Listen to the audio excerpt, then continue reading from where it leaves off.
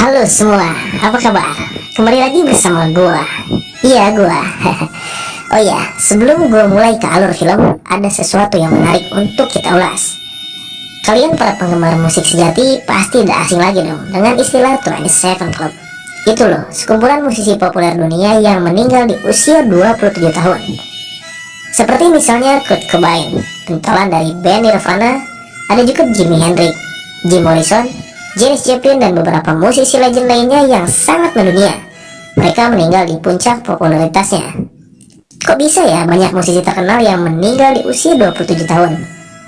Apa ini hanya kebetulan atau ada alasan lain yang berhubungan dengan hal-hal yang berbau mistis? Meski demikian, di antara seluruh penggawa 27 Club, ada satu sosok yang menurut gua cukup menarik untuk dibahas.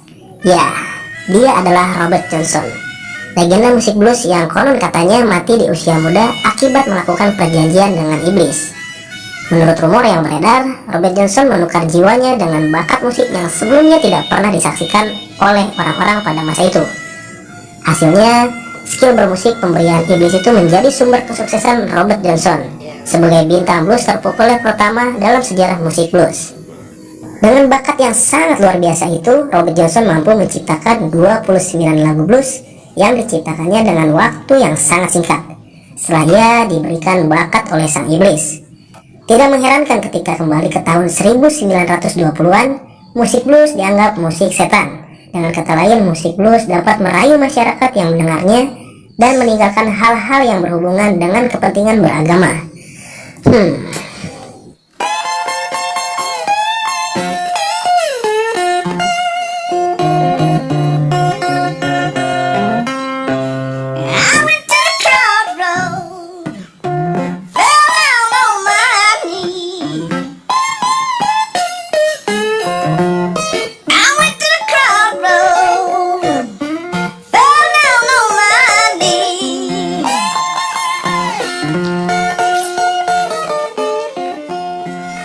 Crossroad, film yang dirilis tahun 1986 ini terinspirasi dari figur nyata seorang musisi blues yang bernama Robert Johnson.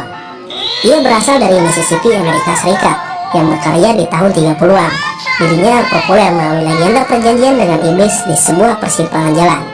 Apakah kalian pernah dengar cerita ini? Sebelum pembuatan film, seorang mahasiswa magister sekaligus musisi blues jalanan, ia pernah membuat tesis yang kemudian dijual kepada Columbia Pictures, sehingga menjadi skenario film yang bergenre drama musikal yang disutradarai oleh sineas yang biasanya mengarahkan banyak film aksi dan laga di era tahun 80-an. Film ini pun berhasil mendapatkan rating sebesar 7,1/10 versi IMDb.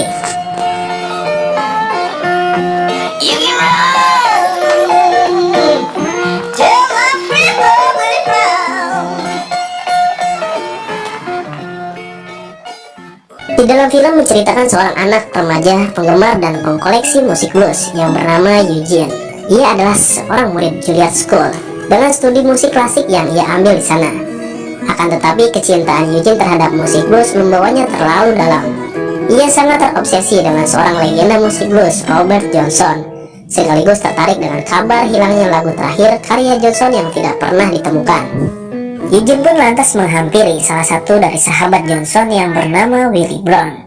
Ia adalah seorang mantan pemain harmonika yang sedang berada di rumah sakit penjara di kota New York karena kasus pembunuhan.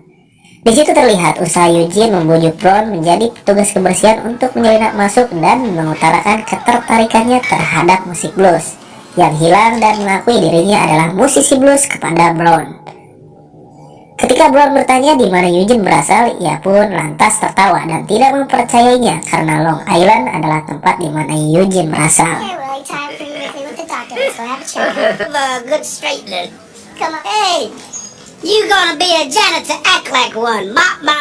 Scene berpindah di mana Eugene sedang diberikan nasihat oleh gurunya. Di situ terlihat kalau gurunya sangat tidak senang dengan tindakan Eugene yang mencampurkan musik klasik dengan blues. Akan tetapi gurunya sangat memuji Eugene dengan bakat yang dia punya dan memperingatinya untuk fokus kepada musik klasik karena dianggapnya musik klasik membutuhkan disiplin latihan yang sangat tinggi. Namun peringatan tersebut hanya masuk telinga kanan lalu keluar telinga kiri. Eugene pun tetap memainkan musik blues dan menghiraukan nasihat dari gurunya.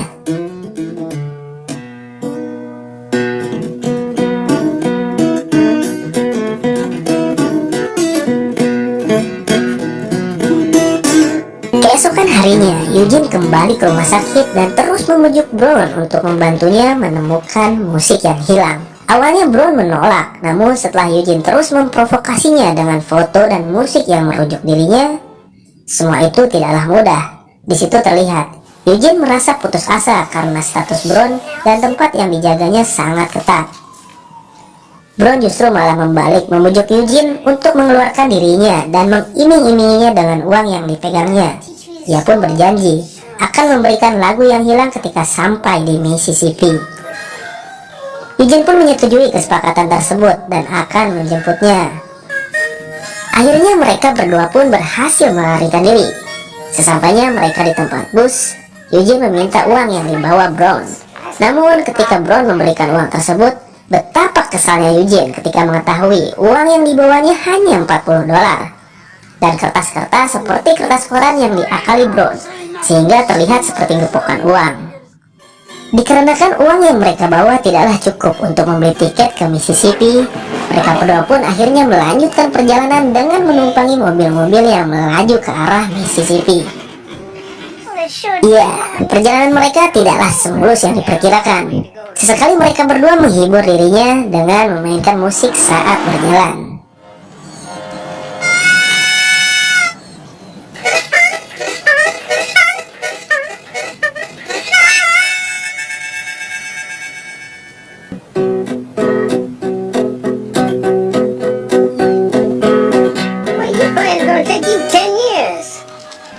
Menurut Brown, gitar yang dibawa Eugene sudah tidak bersuara bagus. Akhirnya mereka pun menghampiri toko gitar. Di situ terlihat lagi-lagi Brown membuat Eugene kesal dengan menukarkan jam tangan pemberian ibunya dengan sebuah gitar dan sedikit uang untuk pembekalan dan melanjutkan perjalanan. Di tengah perjalanan hujan pun turun. Eugene dan Brown lantas berteduh di sebuah rumah yang tak berpenghuni. Di sana mereka malah menghadapi seorang wanita. Ya, wanita itu adalah Frances. Ia adalah seorang gadis pelarian dari Philadelphia sedang menuju ke Los Angeles. Dan akhirnya mereka bertiga pun berbagi petualangan tak terduga yang mereka alami.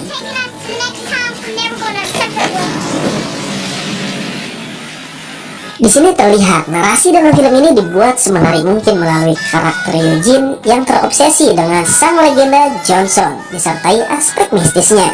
Sejumlah peristiwa menarik pun mereka alami, salah satunya berkonfrontasi dengan pemilik klub.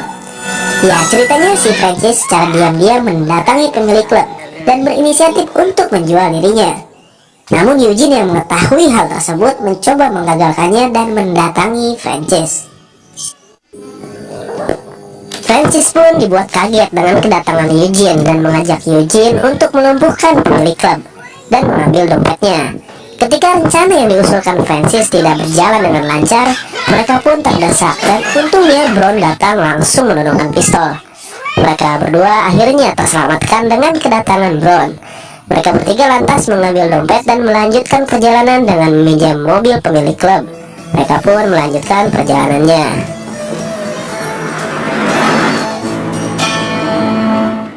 Di tengah perjalanan, mereka kembali beristirahat di sebuah rumah. Mungkin lebih terlihat seperti gudang ya. Ya, di situ terlihat Eugene mengkhawatirkan Brown yang sangat kelelahan karena umurnya yang sudah renta. Akan tetapi Frances memperingati Eugene untuk berhati-hati dan tidak mudah percaya kepada orang yang baru dikenalnya.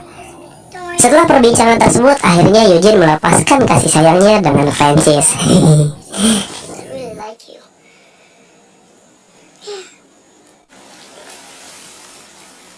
Ketika mereka bertiga sedang lelap dari tidurnya, mereka dikagetkan dengan kedatangan 3 sheriff dan menggeledah barang-barang yang mereka bawa, berikut dengan uang hasil pencurian dari pemilik klub. Eugene, Brown, dan Frances alhasil dibawa oleh ketiga sheriff tersebut untuk dimintai laporan. Namun sesampainya di suatu jembatan, mereka dilepaskan begitu saja. Akan tetapi Frances meminta uang yang diambil oleh ketiga sheriff tersebut karena dianggapnya tidaklah adil. Setelah Brown menyadari tindakan Frances akan mempersulit perjalanannya, Brown lantas menarik Frances dan mengikhlaskan uang tersebut. Ya, mereka bertiga pun melanjutkan perjalanan tanpa spesial uang. Sampailah mereka di sebuah tempat yang bernama Sony Club. Ya, tempat itu adalah kawasan di mana adanya bar atau klub berdiri. Dikarenakan perbedaan ras, Brown memperingati Eugene dan Francis untuk tidak menyusulnya karena akan membahayakan mereka berdua. Di kawasan itu sudah ada barbar yang mengkhususkan antara kulit hitam dan kulit putih. Mungkin udah kayak ada aturannya gitu. Mereka bertiga pun berada di tempatnya masing-masing. Iya, Francis dan Eugene masuk ke bar kulit putih, sedangkan Brown masuk ke bar kulit hitam. Ketika di bar kulit putih, Francis kembali membuat masalah dengan merayu seorang pria dan mengambil dompetnya. Namun tindakannya pun terbongkar dan membuat sedikit keributan di dalam bar. Saat itu juga seorang pria menodongkan senjata. Ya, bisa disebut orang itulah yang bertanggung jawab atas keamanan bar. Keributan pun berhasil ditenangkannya. Francis akhirnya mengembalikan dompet yang dicurinya dan bergegas pergi ke tempat Brown berada.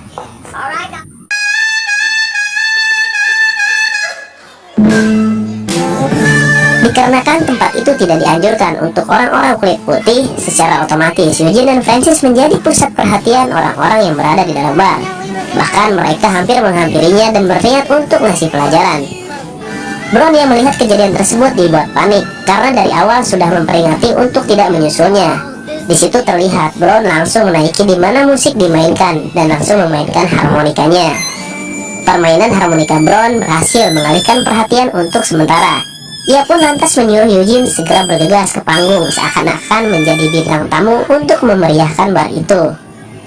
Mereka berdua pun berhasil menjadi pusat perhatian dan mendapatkan banyak bayaran dengan permainan musik yang sangat menghibur. Hey, call me Willie. Hey, call me Willie. Blind dog fortune, smoke house brown. Call me Willie and Willie only Willie Brown. I'm due for comfort, not due for speed. Setelah kejadian tersebut, mereka mendapatkan sejumlah uang dari hasil bermain musik. Ya, mereka pun mampu membayar penginapan untuk beristirahat. Di situ terlihat betapa bangganya Eugene dengan pertunjukannya. Akan tetapi, kesenangan itu pun bersifat sementara. Francis menyelinap untuk pergi dan melanjutkan perjalanan seorang diri. Namun, Brown yang kala itu terbangun memergoki penyelinapan Francis dan hendak memberikan sebagian uangnya untuk perbekalan ketika di perjalanan.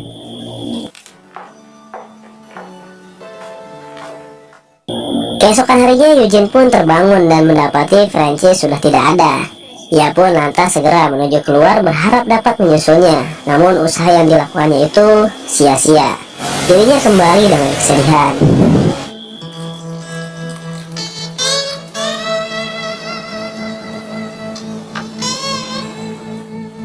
Scene akhir pun tiba dan memperlihatkan Eugene dan Brown telah sampai di sebuah persimpangan jalan yang mereka tuju.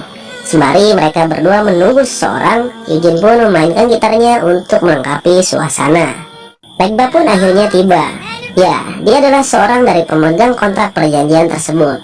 Setelah percakapan berlangsung, sebelum Legba meninggalkan tempat, ia berpesan terhadap Brown agar nama baiknya kembali dari pemutusan kontrak perjanjian itu. Eugene diharuskan berdua gitar dengan gitaris Stevie Vai dan bertaruh jiwa bagi yang kalah. Di dalam film, Stevie Vai berperan menjadi salah satu musisi andalan Legba, sosok misterius yang memiliki keterikatan dengan Brown. Dalam sebuah adegan akhir film diperlihatkan Stevie Vai berdua gitar dengan Eugene dalam kontes. Layaknya sebuah klip video, musik rock dan koreografi di dalam film tersebut terlihat sangat menarik dengan performa yang keren.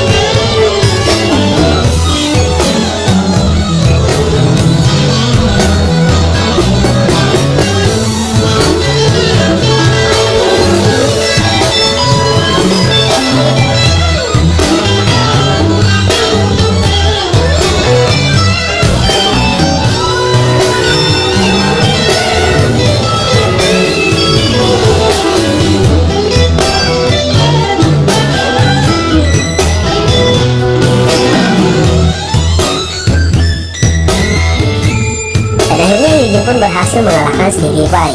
Kontrak antara Legba dan Brown pun terputus. Setelah kejadian itu, Brown menjalani akhir hidupnya dengan tenang. Film pun akhirnya selesai. Oke semuanya, terima kasih telah menonton video ini. Jangan lupa untuk dukung terus channel kami dengan like, subscribe, dan share ke teman-teman semua. Terima kasih.